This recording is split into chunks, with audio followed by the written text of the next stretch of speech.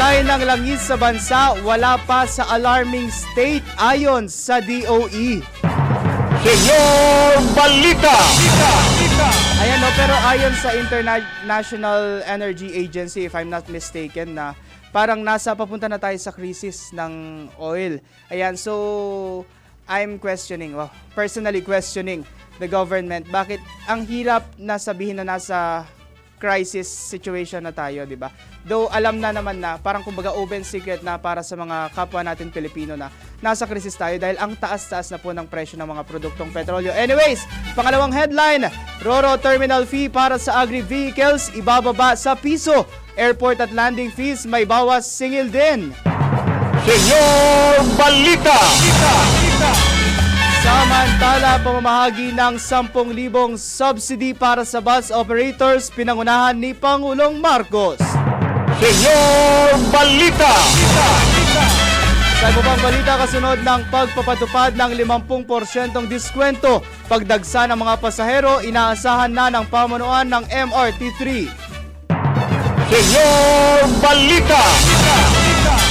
At PNP pinaigting ang mga hakbang para sa kaligtasan ng publiko ngayong panahon ng tag-init. Senyor Balita! At para po sa detalye ng mga balita, nangunguna sa ating headlines, tiniyak ng Energy Secretary Sharon Garin na wala pa sa alarming state ang supply ng langis sa bansa. Ito ay sa gitna pa rin ng nagpapatuloy ng digmaan ng US-Israel laban sa Iran. Ayon sa kalihim, ang lokal na supply ng langis ay sapat pa para sa humigit kumulang 45 araw. Sinisikap din anya nilang mapabilis ang pagdating ng karagdagang supply at sinasabing matatanggap na ngayong linggo at sa mga susunod pa ang kanilang mga order na langis. Senyor Balita!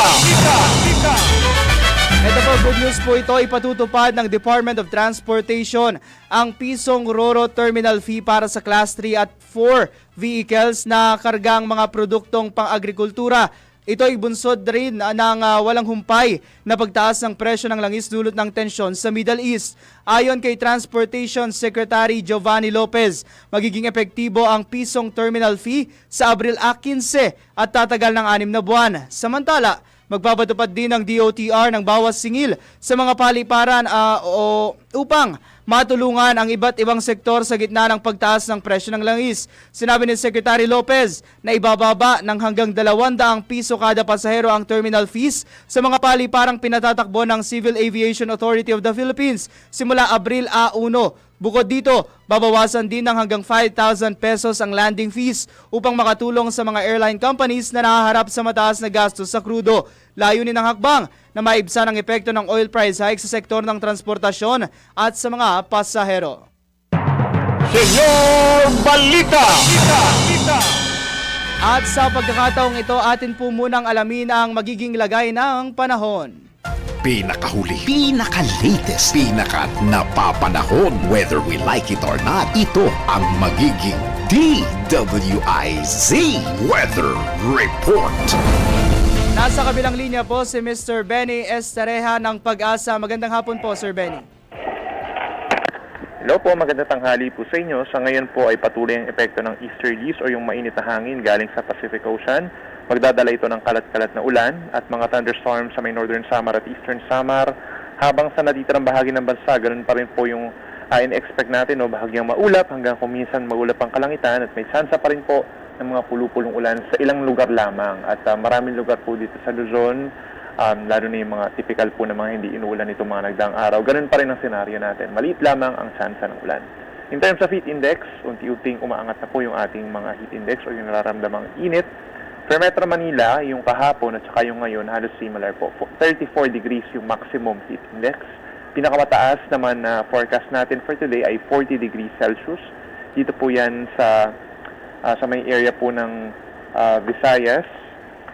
Dagupan, Pangasinan, 40 degrees. Tapos dun naman sa parting Mindanao, sa Cotabato City, 39 degrees. Habang dun sa Visayas, 38 degrees po sa may Dumangas, Iloilo.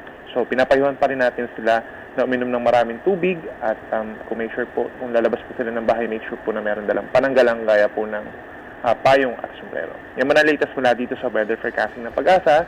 Benny Estareja, magandang tanghali. Maraming salamat po Mr. Benny Estereja muli ng Pag-asa. Pinakahuli, pinaka-latest, pinaka-napapanahon, whether we like it or not, DWIZ Weather Report. Sa iba pang tampok na balita, inaasahan na ng Metro Rail Transit Corporation na lalong madadagdagan ang mga pasaherong sasakay sa MRT Line 3. Kasunod ito ng ipinatutupad na 50% diskwento sa pamasahe sa MRT3 sa gitna ng nararanasang kakulangan sa transportasyon, bunsod ng walang prenong pagtaas ng presyo ng mga produktong petrolyo. Ayon kay MRT3 General Manager Engineer Mike Capati, inaasahan nilang papalo sa mahigit kalahating milyong pasahero ang sasakay sa MRT3 kada araw. Tiniyak naman ng opisyal na handa sila sa pagdagsa ng mga pasahero.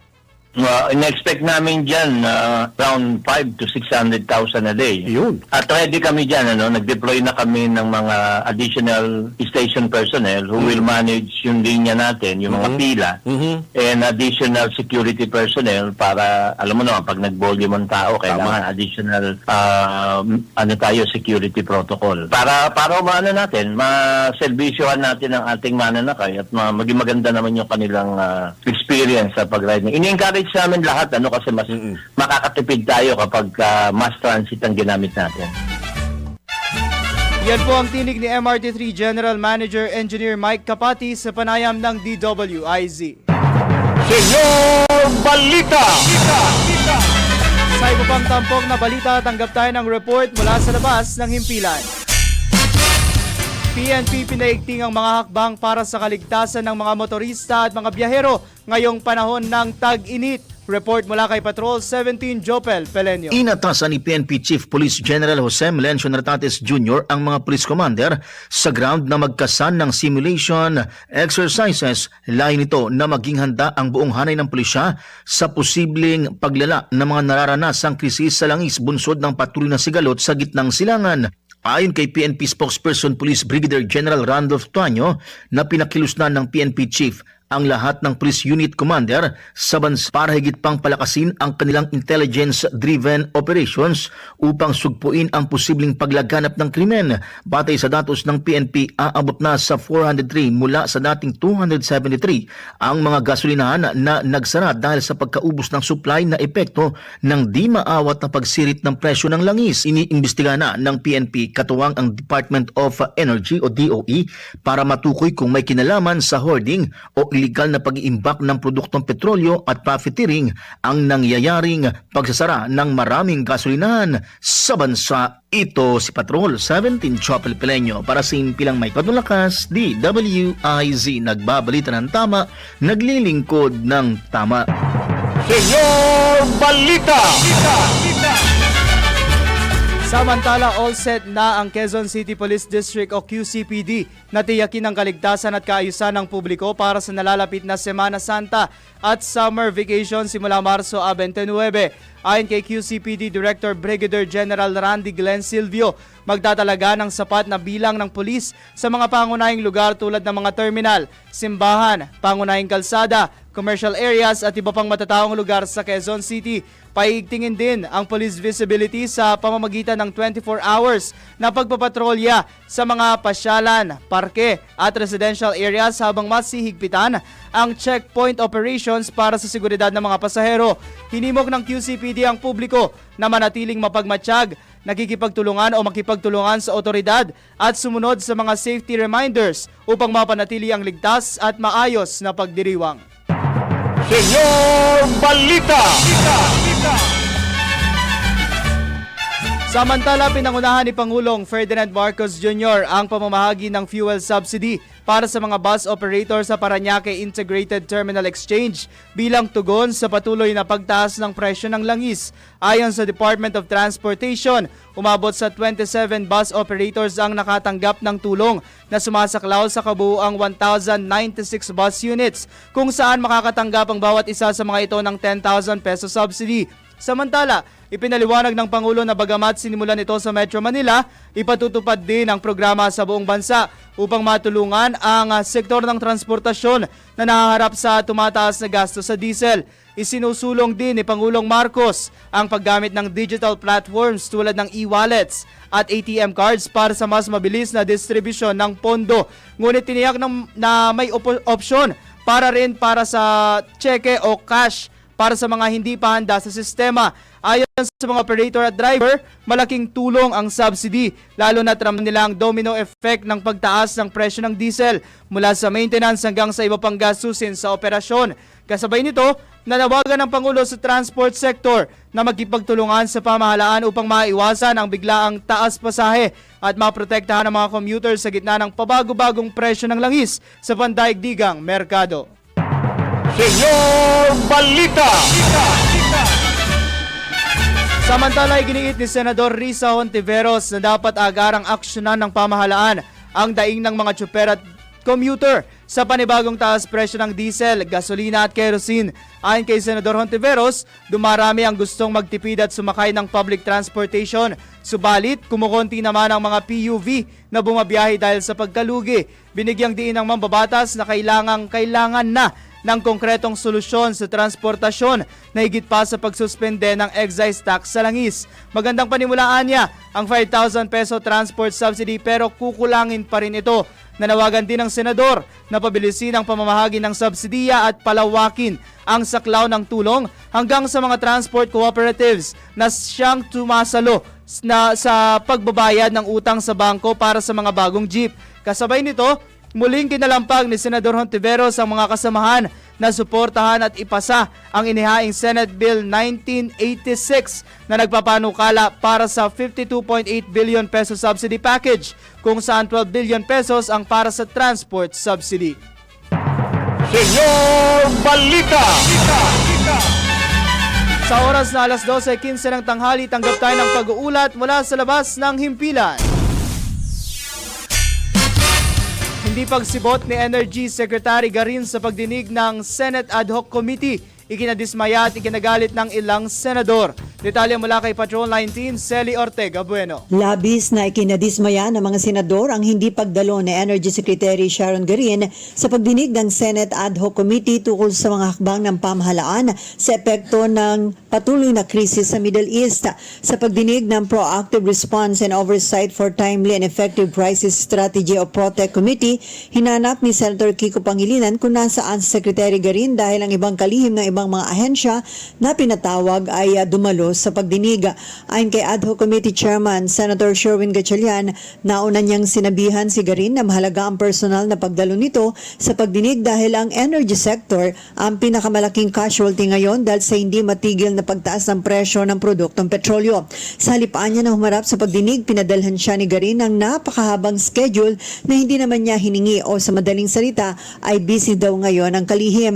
Git ni Gatchalian, isa sa pinakadahilan ng pagpapatawag ng pagdinig ng Ad Hoc Committee ay ang patuloy na pagtaas ng presyo na langis at hindi rin natin alam kung may tuloy-tuloy pang supply ang bansa sa mga susunod na araw. Hindi naman napigilan ni Senator Loren Legarda na mainis at sinabihang sa ibang bagay ang mabilis pa sa alas 4 ang kalihim pero pagdating sa krisis ay hindi naman ito dumalo sa pagdinig. Narito ang naging pahayag ni Senator Legarda. Humihingi ng mga budget ninyo, maski overnight, nandyan kayo.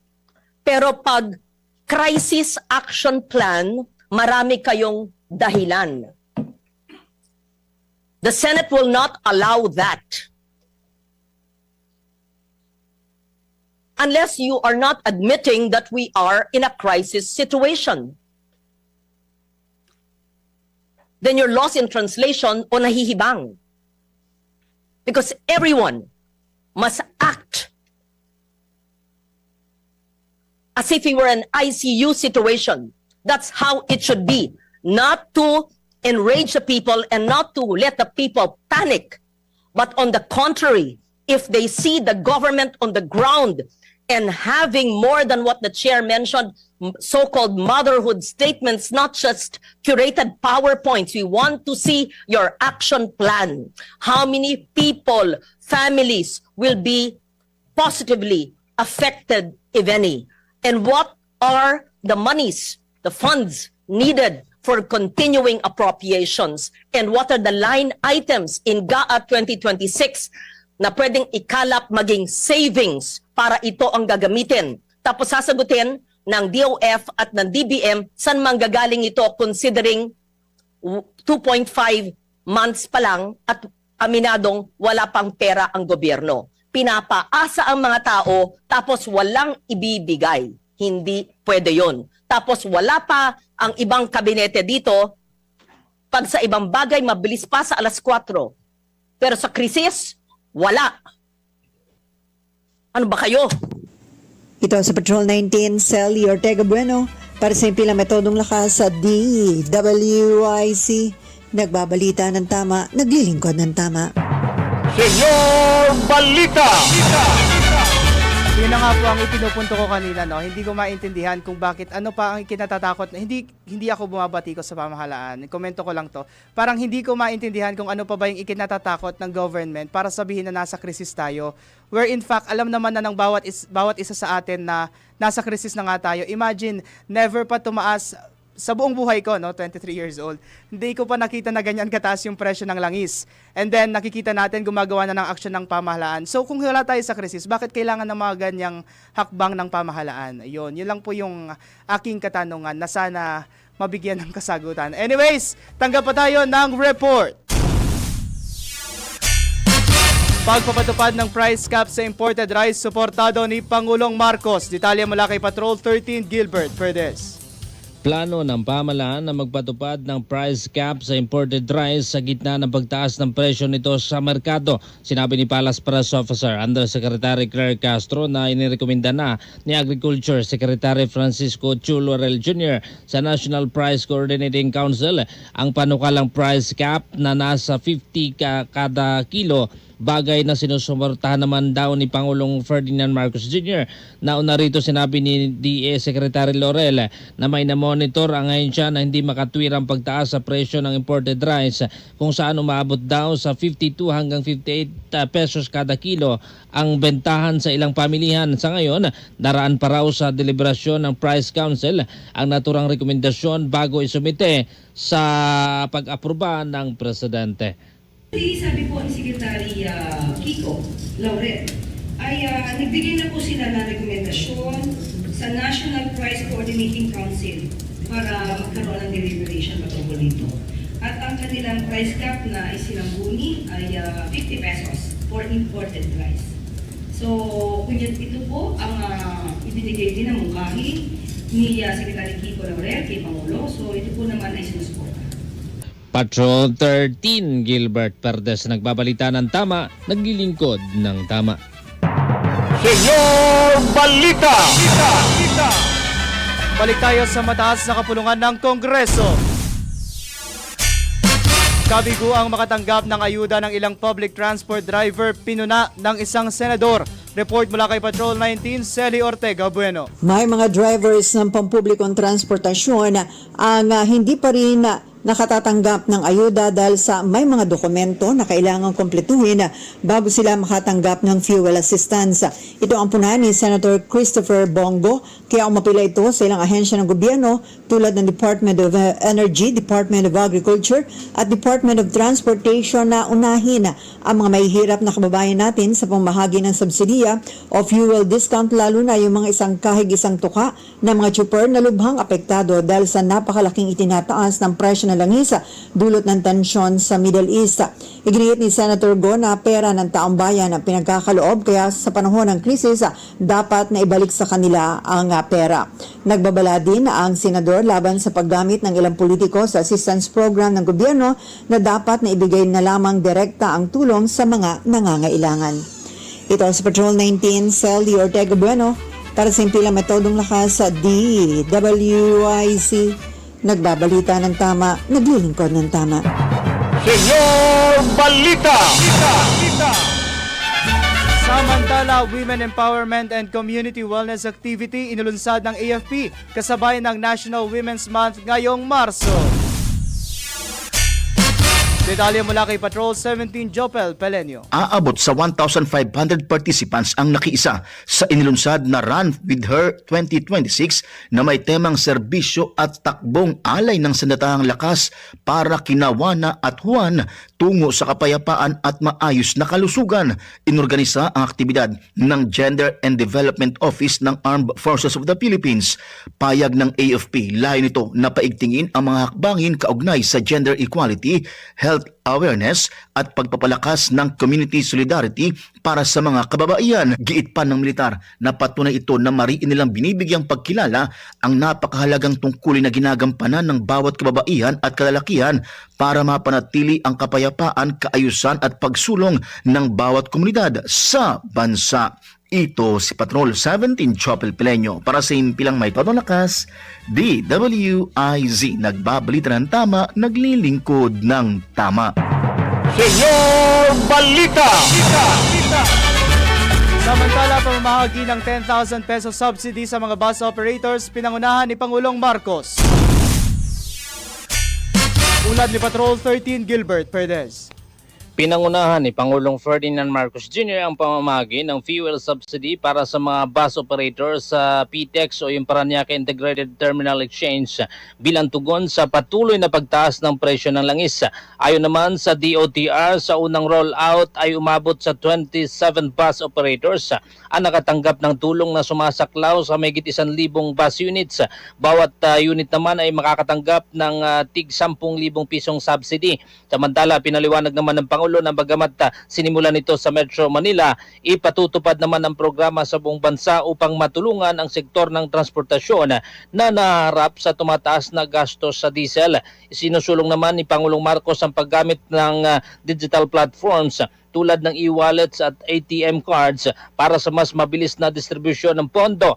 Ngunit tiniyak na may opsyon pa rin para sa cheque o cash para sa mga hindi pa handa sa sistema. Ayon naman sa mga operator at driver, malaking tulong ang subsidy lalo na't ramdam nila ang domino effect ng pagtaas ng presyo ng diesel mula sa maintenance hanggang sa iba pang gastusin sa operasyon. Kasabay nito'y nanawagan naman si Pangulong Marcos sa transport sector na makipagtulungan sa pamahalaan upang maiwasan ang biglaang taas pasahe at maprotektahan ang mga consumers sa gitna ng pabago-bagong presyo ng langis sa pandaigdigang merkado. Patrol 13 Gilbert Perez nagbabalita ng tama, naglilingkod ng tama. Babalik po ang Senyor Balita. Tanggap tayo ng pag-uulat mula sa labas ng himpilan. PCSO naghatid ng medical dental mission sa 142 na residente sa Nueva Ecija. Narito ang report mula kay Kim Gomez. Nagsagawa ang Philippine Charity Sweepstakes Office o PCSO ng Medical Dental Mission sa bayan ng San Isidro, Nueva Ecija bilang bahagi ng patuloy nitong layunin na mailapit ang serbisyong pangkalusugan sa mga komunidad, lalo na sa mga nangangailangan. Sa kabuuan, 142 na residente, kabilang ang mga bata, senior citizens at persons with disabilities ang nabigyan ng iba't ibang serbisyong medikal at dental. Kabilang sa mga ipinagkaloob na libreng serbisyo ang medical consultation, tooth extraction, electrocardiogram o ECG at pamamahagi ng mga libreng gamot at bitamina. Isinagawa ang medical mission sa St. Isidore the Farmer Parish sa pangunguna ng PCSO Medical Services Department, katuwang ang Daughters of Mary Immaculate International Region 2, Diocese of Cabanatuan, General de Jesus College, PTCA and Alumni Association at Knights of Columbus. Ayon sa PCSO, ang naturang aktibidad ay bahagi ng patuloy nitong pagtugon sa pangangailangang pangkalusugan ng mga mamamayan at pagpapalawak ng mga programang may direktibang pakinabang sa publiko.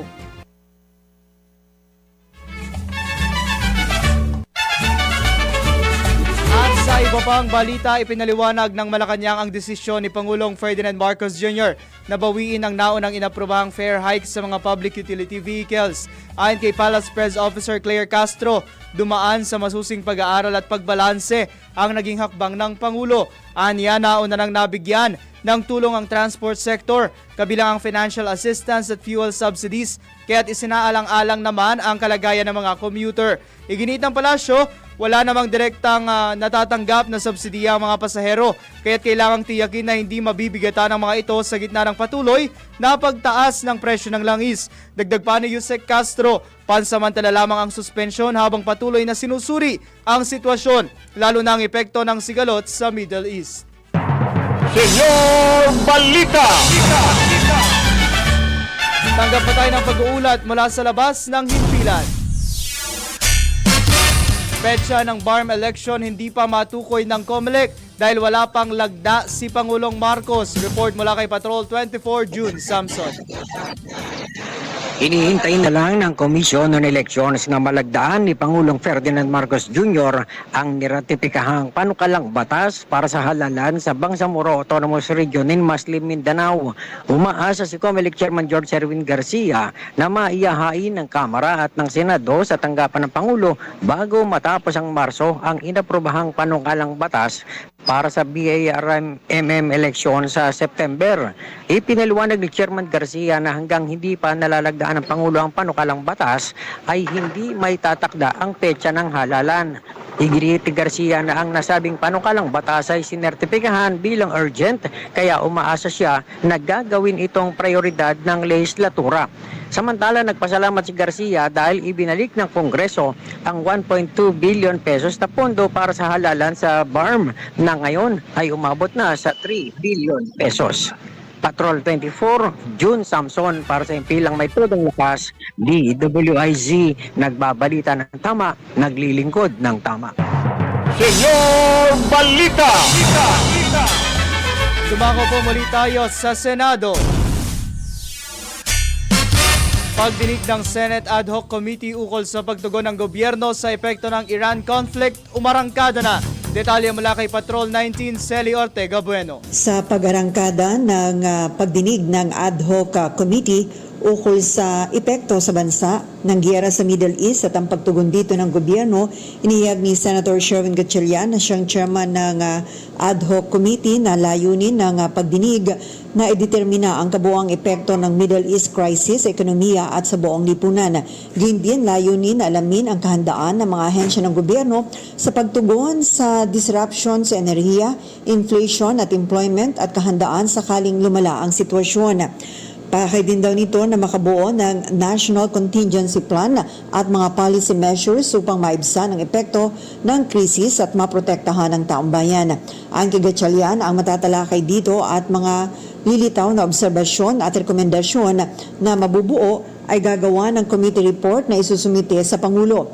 Humaharap ngayon sa pagdinig ng Ad Hoc Committee na tinatawag na Proactive Response and Oversight for Timely and Effective Crisis Strategy o PROTEC Committee ang mga kalihim at iba pang opisyal ng Department of Foreign Affairs, Department of Energy, Department of Migrant Workers, Department of Agriculture, Department of Energy at iba pang mga ahensya ng pamahalaan. Dumadulo din sa pagdinig bukod kay Senator Gatchalian, sina Senators J.V. Ejercito, Kiko Pangilinan, Bam Aquino, Risa Ontiveros at Rodante Marcoleta. Ito sa Patrol 19, Celi Ortega Bueno para sa Impilang Metodong Lakas sa DWIZ. Nagbabalita ng tama, naglilingkod ng tama. Senyor Balita! Tanggap pa tayo ng report. DOJ giniit na hindi pa rin pwedeng mag-abroad si Senador Jinggoy Estrada kahit payagan siya ng Sandigan Bayan. Nagbabalik Patrol 24, June Samson. Nilinaw ng Department of Justice na hindi pa rin papayagang makaalis ng bansa si Senator Jinggoy Estrada kahit pagbigyan ng Sandigan Bayan ng kanyang hiling kung hindi naman siya papayagan ng korte sa Maynila. Matatandaang naglabas ang Manila Regional Trial Court Branch 52 ng precautionary hold departure order laban kay Estrada at iba pa matapos ituring na flight risk dahil sa mga reklamo kaugnay ng umano'y maanumalyang flood control projects. Ipinaliwanag ni Justice Spokesperson Attorney Paulo Martinez na may sariling bisa at nananatiling epektibo ang hold departure order na inilabas ng korte sa Maynila. Magkaibaan niya ang jurisdiksyon at proseso ng dalawang kaso kaso kaya hindi ito mawawala hanggat walang utos ang korte na bawiin ito. Sinabi ni Martinez na kinwestiyon kasi ng kampo ng Estrada ang jurisdiksyon ng Manila RTC sa kaso pero iginiit ng DOJ na nasa korte na ang pagdedesisyon dito.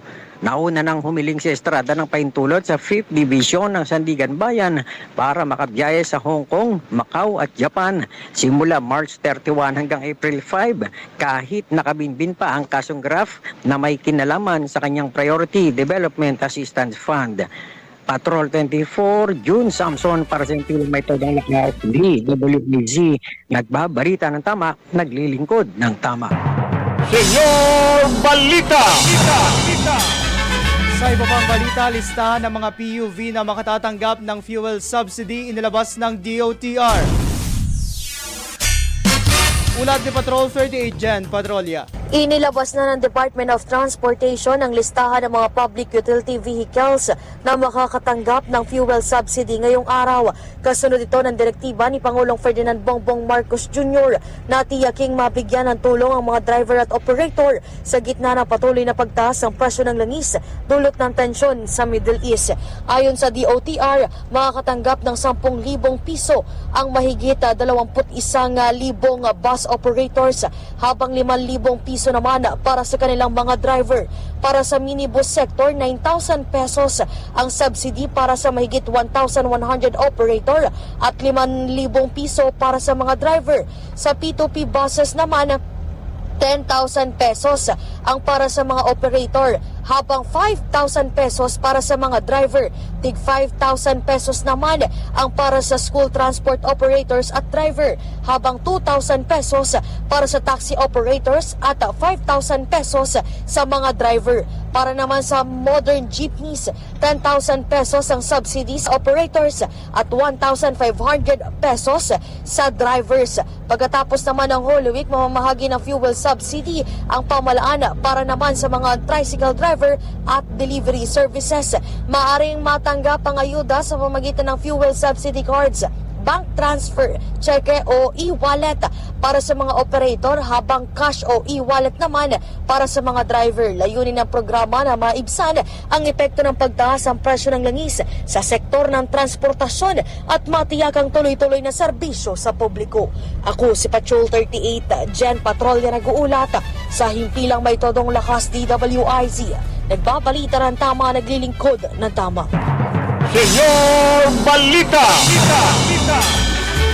Balik tayo sa mataas na kapulungan ng Kongreso. Mga senador iginiit na nasa krisis na ang bansa dahil sa epekto ng giyera sa gitnang silangan. Report mula kay Patrol 19 Celi Ortega Bueno. Nasa krisis na ang bansa dahil sa epekto ng giyera sa Middle East, pangunahin na ang pagtaas ng presyo ng petrolyo at mga bilihin. Ito ang iginiit ng mga senador sa pagdinig ng ad hoc committee. Dahil dito iginiit ni Senator Bam Aquino na dapat nang magdeklara ang gobyerno ng State of National Emergency upang makapagtakda ito ng regulasyon sa presyo ng mga bilihin at matiyak ang supply ng mga produkto sa merkado. Dapat rin anyang tiyakin na sa gitna ng krisis, tinututukan ang presyo ng mga bilihin sa palengke, nagpapatuloy ang serbisyo ng mga ospital at mananatiling bukas sa mga paaralan.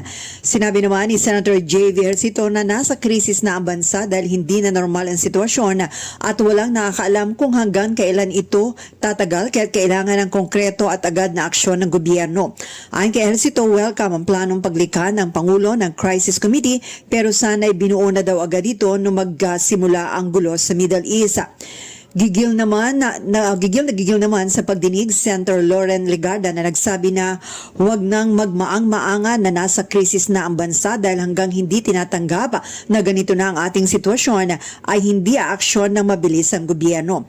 Hiningan ni Legarda ng report ang mga ahensya ng gobyerno kung magkano ang pondong magagamit na pantugon sa krisis at pantulong sa mga apektadong sektor. Git naman ni Senator Rizon Tiveros, aminin na Malacanang kung gaano nakabigat ang sitwasyon na tinawag din niyang krisis, maglahad ng eksaktong plano at solusyon dahil hindi na anya sapat sa ganitong sitwasyon ang monitoring, pakikiusap at araw-araw na assurances o patiniyak na Malacanang na meron daw sapat na supply. Ito sa Patrol 19, Sally Ortega Bueno para sa impilang metodong lakas sa DWIC. Nagbabalita ng tama, naglilingkod ng tama. Senyor Balita! Sa iba pang paksanang balita, NBI blanco pa rin sa lokasyon ni Atong Ang. Nagbabalik Patrol 24, June Samson. Inamin ng National Bureau of Investigation hanggang sa kasalukuyan ay blanco pa rin sila sa kinaroroonan ng puganteng si Charlie Atong Ang. Gayon man ay sinabi ni NBI Director Attorney Melvin Matibag na patuloy nilang bineberipika ang mga natatanggap nilang mga tips o mga impormasyon ukol sa lokasyon ni Ang. Aminado naman ng NBI na nahihirapan sila sa verifikasyon dahil mayroong nagsasabing nasa loob pa ng bansa si Ang habang mayroon ding impormasyon na nakalabas na ito ng Pilipinas. Kaugnay niyan ay nagtalaga na ng grupo na tututok sa paghahanap sa negosyanteng si Atong Ang. Si Ang ay nahaharap sa mga kasong kidnapping with homicide at kidnapping and serious illegal detention. Patrol 24, June Samson para sa impilang may todong lakas DWIZ. Nagbabalita ng tama, naglilingkod ng tama. Senyor Balita! Dumako naman tayo sa mababang kapulungan ng Kongreso. Pagmamaliit umano ng pamahalaan sa sitwasyon ng langis sa bansa, inalmahan ng isang mambabatas. Report mula kay Patrol 30, Jelly Mendez. Inalmahan ni Kamanggagawa Party List Representative Eli San Fernando ang tila pag-downplay o pangmamaliit ng Malacanang sa sitwasyon ng langis sa bansa. Ito'y matapos igiit ni Palace Press Officer Undersecretary Claire Castro na hindi pa ito maituturing na krisis dahil sapat pa ang supply ng produktong petrolyo, batay na rin sa pahayag ng Department of Energy. Ayon kay San Fernando, abnormal na lang ang naniniwala na normal pa ang nangyayari sa kasalukuyan. Dapat anya ay nasa crisis mode na ang gobyerno, lalo't pumalo na sa 110 pesos hanggang 120 pesos ang kada litro ng langis. Ayon sa mambabatas, dapat maiparamdam ng pamahalaan ang kapanatagan at maibigay ang pangangailangan ng mga manggagawa at ordinaryong Pilipino. Ito si Patrol 30. Jelly Mendez nag-uulat para sa impilang metodong lakas sa DWIZ. Nagbabalita ng tama, naglilingkod ng... Tanggap pa tayo ng pag-uulat mula sa labas ng himpilan. 33 pamilya sa San Pedro City, Laguna nawalan ng tirahan dahil sa sunog. Report mula kay Kuyang Arman Cambe. Magandang tanghali, Kuyang Arman. Magandang tanghali, Kuya John Chris. 33 pamilya na binubuo ng mahigit sa 100 individual ang nawalan ng tirahan sa 2 oras na sunog na naganap kahapon umaga sa Barangay Poblacion, San Pedro City dito sa Laguna. Ayon sa Bureau of Fire and Protection ng lungsod ng San Pedro, mabilis na kumalat ang apoy dahil sa dikit-dikit na bahay at makipot na daan kung saan nahirapan ng mga bumbero sa pagdaan sa mga iskinita sa lugar. Agad naman responde ang mga fire trucks mula sa pambarangay ng lungsod kung kaya't madaling napula ang apoy. Inaalam pa ng mga otoridad ang sanhi ng sunog at ang halaga ng mga natupok na ari-arian. Arman Cambe mula Calabarzon, nag-uulat pa sa impila may todong lakas. DWIC nagbabalita ng tama, naglilingkod ng tama. Senyor Balita! Dumako naman tayo diyan sa Bataan. 2 magsasakang natabunan ng hinuhukay nilang lupa, patay diyan sa Orani. Report mula kay Kuyang June Bringula. Patay nga ang 2 magsasaka makaraang matabunan mismo ng lupang kanilang hinuhukay sa may sitio Talahib sa Barangay Mulawin sa bayan ng Orani. Batay ito sa report ng Orani PNP na nakarating sa Campo Tolentino. Ayon sa ulat, ang isang biktima ay nasa edad 55 anyos, habang ang isa naman ay 72 years old na taga Cabanatuan City. Sa initial investigation ng Orani PNP, sinasabing nagukay nga umano ng mga ito ng lupa na posibleng pagkuhanan ng tubig para sa kanilang palayan nang mangyari ang insidente. Mabilis namang responde ang mga taon ng Orani PNP, katuwang ang BFP at MDRMO. Matapos ang matagal na retrieval operation, isinugod ang mga biktima sa pagamutan, ngunit hindi lang dead on arrival. June Bringula para sa Imperial Methodlock DWIC. Nagbabalita ng tama, naglilingkod ng tama. Senyor Balita! Sa iba pang balita, ipinaliwanag ng Malacanang ang desisyon ni nagsimula na ngayong araw ang pamamahagi ng cash relief assistance para sa mga driver ng Transport Network Vehicle Services o TNVS kasunod ng patuloy na pagtaas ng presyo ng langis. Ayon sa Land Transportation Franchising and Regulatory Board, maaaring kunin ng mga driver ang kanilang ayuda sa iba't ibang payout sites sa Metro Manila, kabilang sa mga lugar ang Mandaluyong, Maynila, Caloocan, Las Piñas, Makati, Pasay, Malabon at Pasig, kung saan nakaayos ang schedule batay sa unang letra ng apelyido ng benepisyaryo. Pinapayuhan ng mga driver na magdala ng kanilang driver's license at photocopy nito sa pag-claim ng ayuda. Samantala, nilinaw ng LTFRB na hindi pa kabilang sa kasalukuyang listahan ang mga motorcycle taxi at delivery riders at inaasahang isasama ang mga ito sa susunod na anunsyo. Samantala, itinanggi ni dating presidential spokesperson Atty. Harry Roque ang reklamong land grabbing na isinampa ng nasa 17 magsasaka sa National Bureau of Investigation. Ayon kay Roque, bahagi lamang ito ng paninira sa kanya at wala pa umano itong kaso dahil bahagi lamang ito ng reklamo. Iginiit din ni Roque na nasa likod nito ang umano'y dating aide ni Vice President Sara Duterte na si Ramil Madriaga. Aniya, ginawa ito ni Madriaga dahil tinanggihan niya ang alok nitong 5 milyong piso para bawiin ang inihain niyang kidnapping with ransom charges. Sa kabila nito, tiniyak ng dating opisyal na handa siyang harapin ang anumang kaso laban sa kanya. Magugunit ang naghain ng reklamong land grabbing ang nasa 17 magsasaka mula Mariveles, Bataan laban kay Roque dahil sa paglilipat umano ng kanilang lupain sa isang pribadong korporasyon na may kaugnayan sa Philippine Offshore Gaming Operations o POGO. Senyor Balita! Sa iba pang balita, iginiit ni House Deputy Minority Leader at ACT Teachers Party List Representative Antonio Tino na hindi sapat ang paayuda-ayuda lang. Ito'y bilang tugon ng pamahalaan para sa mga tsuper at operator ng papublikong transportasyon na apektado ng muling pagsirit sa presyo ng langis, bunsod ng tensyon sa gitnang silangan. Sa kanyang pagbisita sa mga strike center, nabatid ni Representative Tino na ang dating 10,050 pesos o 1,050 pesos na naiuwing kita ng isang driver ay bumaba na ngayon sa 250 pesos at posibleng mas bumaba pa dahil sa patuloy na pagsirit ng presyo ng diesel. Ayon sa kongresista, lalo pang nakakagalit ang pagtabla at hindi pagpapatupad ni Pangulong Marcos sa pisong dagdag pasahe.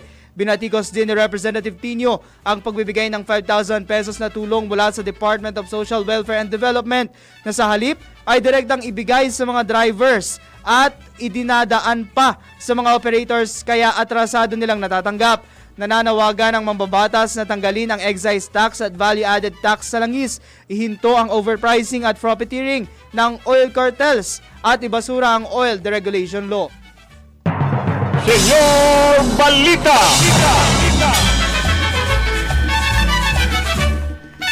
Aminado si ACT Teachers Party List Representative Antonio Tino na malaking hamon para sa mga guro ang pagpapatupad ng 3-term school calendar. Ayon kay Congressman Tino, hati ang opinyon ng mga guro ukol sa nasabing sistema at marami pa rin ang nalilito kung paano ito ipatutupad. Gayunman, nilinaw ng mambabatas na hindi naman tuluyang tinututulan ang pagpapatupad nito. Hindi naman talaga makapagsabi kung magiging mas maganda ba ito o hindi. Maraming mga tanong. Hindi rin naman napakita ng DepEd na magiging positive ang impact. Yun ang isang nire-raise dito. Wala man lang piloting ito, no? Ibig sabihin, usually, kapag may mga major change na gagawin, ay unahin munang subukan on a more limited na scale, tapos saka ipatutupad. Kukuha muna ng karanasan tungkol dito, tapos ipatutupad para sa lahat. Pero wala rin ganon. So, divided din ang mga teachers, no? May mga iba nagsasabi, may positive dito, mayroong negative, pero mas yun ang concern, no? Nanawagan din ang kongresista sa DepEd na bigyan pa ng karagdagang oras ang mga guro para makapaghanda bago ipatupad ang 3-term calendar. Siguro ang kailangan ay bigyan muna ng panahon ang mga teachers o ng sapat na panahon ng mga teachers para paliwanagan sila kung ano ba to at ano ang expected sa kanila, ano ang mga kailangan nilang gawin para ma-implement ito at maipaliwanag din kung bakit nga ba magiging mas kapaki-pakinabang lalo na para sa mga estudyante ang 3 terms na ito. Yan po ang tinig ni ACT Teachers Party List Representative Antonio Tinio sa panayam ng DWIZ. Senyor Balita! Iginiit naman ni House Committee on Basic Education and Culture Chairman Roman Romulo na mahalagang mabantayan ang 3-term school calendar na ipatutupad sa darating na school year. Aminado si Representative Romulo na minsan sa implementasyon nagkakaroon ng problema hinggil sa reformang ipinatutupad sa sektor ng edukasyon. Gayunman, welcome pa rin sa mambabatas ang pagkakaaproba ng 3-term school calendar. Masaya po tayo in a sense na gumagalaw naman ng DepEd para masigurado na umabot tayo. Ang sinasabi po nila dito sa bago nilang trimester ay nakikita po nila aabot ng 201, at least 201 classroom days ang bawat ang estudyante sa loob ng classroom na natuturo ang teacher. So mahalaga po ito, no? So again, masaya tayo na kahit na ang ginagawa ng DepEd ay mga reforma na para umabot tayo sa kalidad na edukasyon. Pero again, kailangan natin bantayan yung implementation. Kasi sa implementation, minsan doon talaga nagkakaproblema. Kaugnay nito, nagbigay reaksyon si Representative Romulo hinggil sa panawagan ng ilang teachers group na sa susunod na school year o 2027-2028 na lamang ipatupad ang bagong reforma ng DepEd. Whether i-implement ng DepEd yan ngayong taon, this coming academic calendar or next academic calendar, magkaka-birth pains, growing pains talaga yan eh. So, sama-sama po natin tulungan habang na-oversight po natin ng mabuti ang Department of Education at yung pag-implement ito para tama po yung implementation. Ang mahalaga po talaga ay makita natin that it works. And alam naman po talaga ng marami ito ng teacher groups. Hindi lang naman ito yung reform na kailangan gawin. Yan po ang tinig ni House Committee on Basic Education and Culture Chairman Roman Romulo sa panayam ng DWIZ. At sa pagkakataong ito, atin munang pakinggan ang isang patama quote. Minsan, hindi galit ang dahilan ng paglayo, kundi pagod na puso. Ouch! Ayun. Muli, sa ngalan po ni Senyor Ray Pacheco, ako po ang inyong nakasama, John Riz Galata, nagbabalita ng tama, naglilingkod ng tama.